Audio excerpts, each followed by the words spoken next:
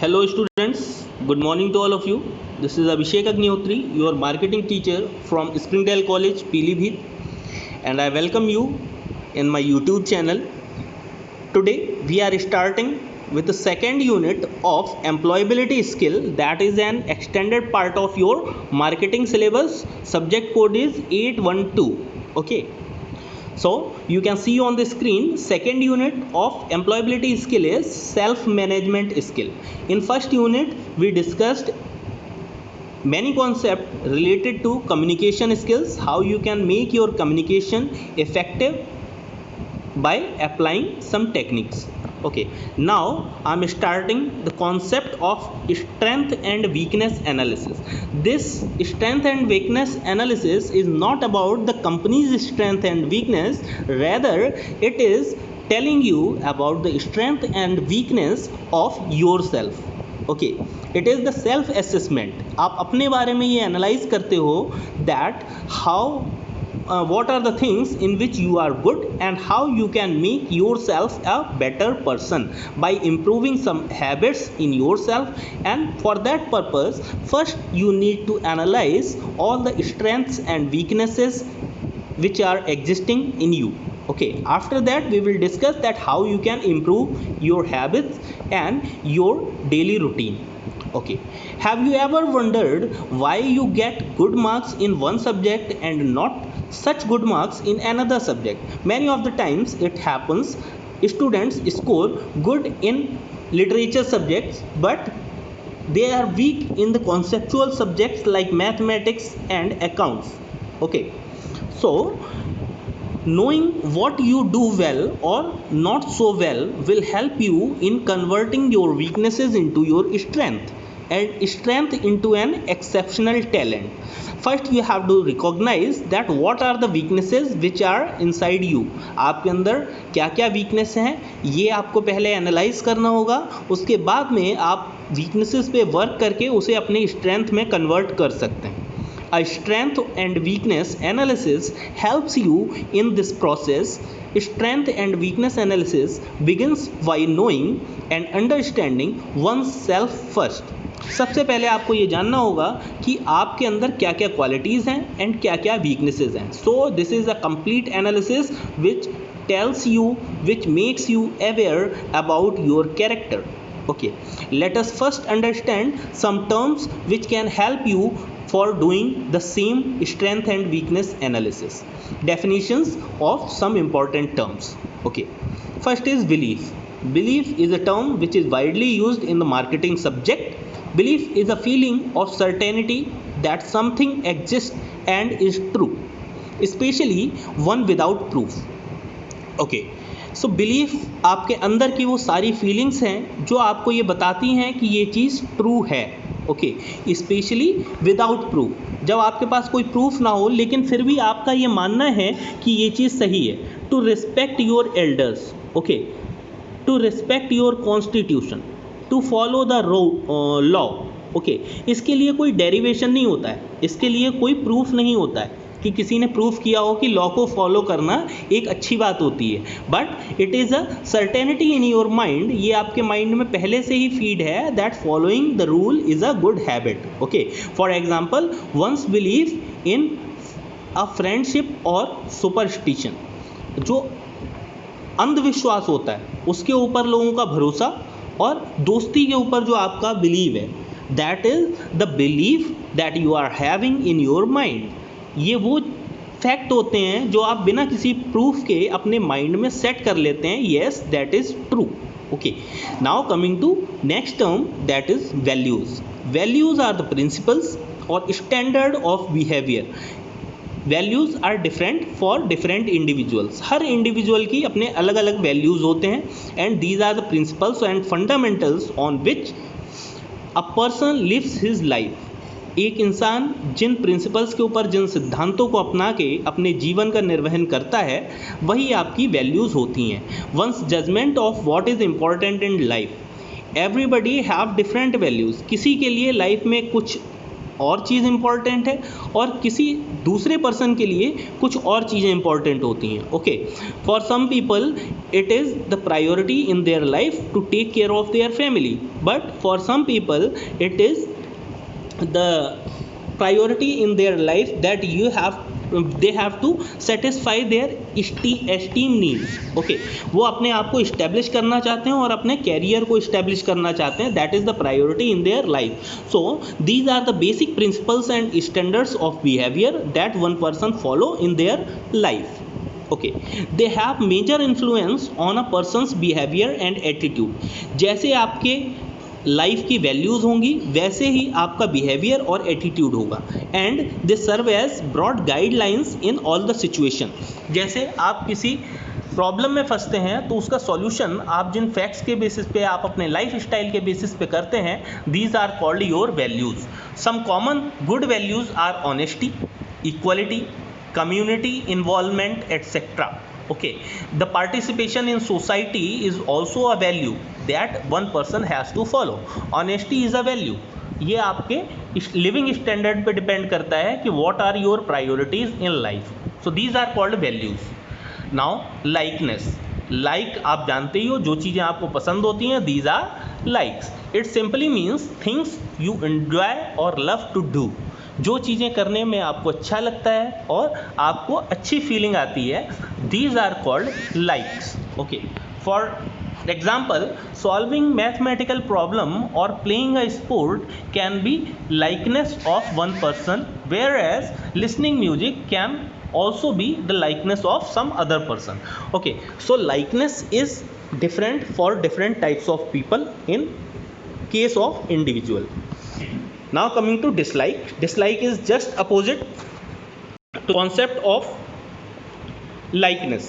Okay, likeness opposite है. आप लोग देख सकते हैं. Sorry for inconvenience, there is some interruption in screen. Dislikeness. It is the opposite of like. You disapprove it or do not enjoy doing it. आप किसी चीज़ को oppose करें या फिर उसे लाइक ना करें या फिर आप उस काम को करने में एंजॉय ना करें, तो these things are called dislikes. For example, dislike towards someone who does not treat people equally. ऐसा कोई भी इंसान जो लोगों को इक्वली ट्रीट नहीं करता, ओके, लोगों के बीच में भेदभाव करता है, तो ऐसे इंसान को ज़्यादातर लोग क्या होते हैं, डिसलाइक करते हैं. Okay, so this is all about disliking. Now coming to opinion. Opinion is the perception in your mind about anything. It means a view or judgment formed about something. किसी चीज़ के बारे में आपका जो भी जजमेंट या व्यू होता है, that is the opinion of your mind. आप अपने माइंड में किसी के बारे में जो भी परसेप्शन रखते हैं, that is the opinion of your mind. For example, an opinion about someone career choice. हर किसी की कैरियर चॉइस के बारे में उसका ओपिनियन अलग होता है. Someone want to become a doctor in his life, someone want to become a administrative service officer, or someone want to go in police services or army services. So the choice of career is completely depend on the opinion of one's mind. Okay, now coming to background. All these factors which we are going to discuss in this session, this comprises of the style of life you are living. Okay, जो भी आपका life style है वो इन सारी चीज़ों पे depend करता है, that how you tackle the problems in your life and how you can enjoy the life and make it in a better way. Background, if we talk about background, it refers to a person's experience, training, education, all the things associated with your own personal life. These are called backgrounds. आपके family का background क्या है, आपके relatives कौन है, आपकी training कैसे हुई है, आप किन लोगों के बीच में रहते हैं, आपका एक्सपीरियंस क्या कहता है, all these things comprises of your background. Okay, background may emerge from type of childhood, education or type of family. It completely depends on your surroundings that what type of background you are having. ठीक है, आप लोग देखेंगे जो लोग जिनके family में farming होती है, ओके, किसान लोग जो होते हैं उनकी फैमिली का बैकग्राउंड कुछ अलग होता है, उनकी हैबिट्स थोड़ी अलग होती हैं, और जो सर्विस क्लास फैमिलीज से बिलोंग करते हैं उन बच्चों की परवरिश और उनकी हैबिट्स उनसे बिल्कुल अलग होती है. सो this is these are the factors what comprising of your background of your living. Okay, now coming to identity. Identity is a set of behavioral or personal characteristics by which an individual is recognizable as member of a group. किसी भी group के member आप हो तो उसमें आपकी personal characteristics के basis पे आपको जिस तरह से लोग डिफाइन करते हैं और आप अपने आप को जिस तरह से डिफाइन करते हैं, that is called your identity. Okay, जैसे कि आपका एक फ्रेंड सर्कल है तो उसमें लोग आपको ये समझते हैं he is a introvert guy and he is very shy to represent himself in public में आप बोलने से हेजिटेट करते हो. So this will be your identity in the group. In the same way you are also a part of society in which you are living. जिस society में आप रहते हैं आप उसके भी एक पार्ट हैं, तो they also gave you an identity according to your personal characteristics and your behavior.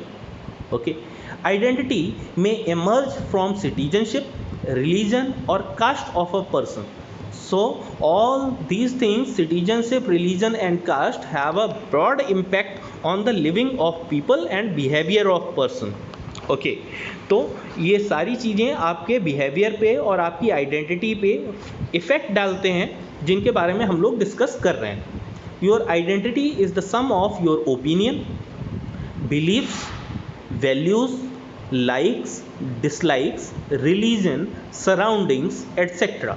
Okay, तो कंबाइंडली अगर इन सारे टर्म्स को हम लोग एनालाइज करें, so this is your identity which defines you as a separate individual in a group. ठीक है, it is important to know who you are because only then can you measure your strength and weakness. First, it is very important to make a self analysis. You have to analyze that what you are, which type of thinking you are having, which type of background you are having, and what are your opinion about different types of concept. Okay, so this defines yourself, and by assessing all these traits you can make a complete analysis of your behavior in your life. Okay, so now the next concept we are going to talk about is knowing yourself. How you can know about yourself? There is a figure named 2.1, knowing yourself. You can see here it is blue colored.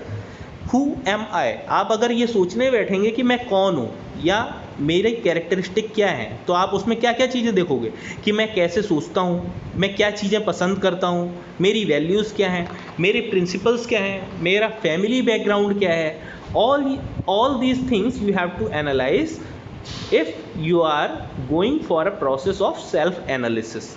Okay, knowing yourself means understanding who you are as an individual, what you like, what you dislike, what are your beliefs, what are your opinions, and what is your background. Okay, which have a complete effect on your behavior.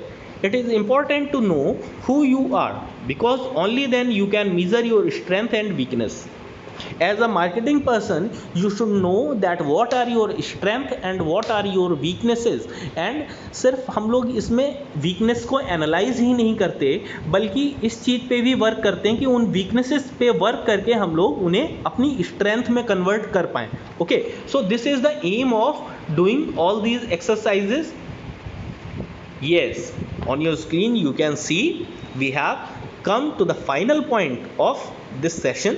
Strength and weakness analysis, how you can make it.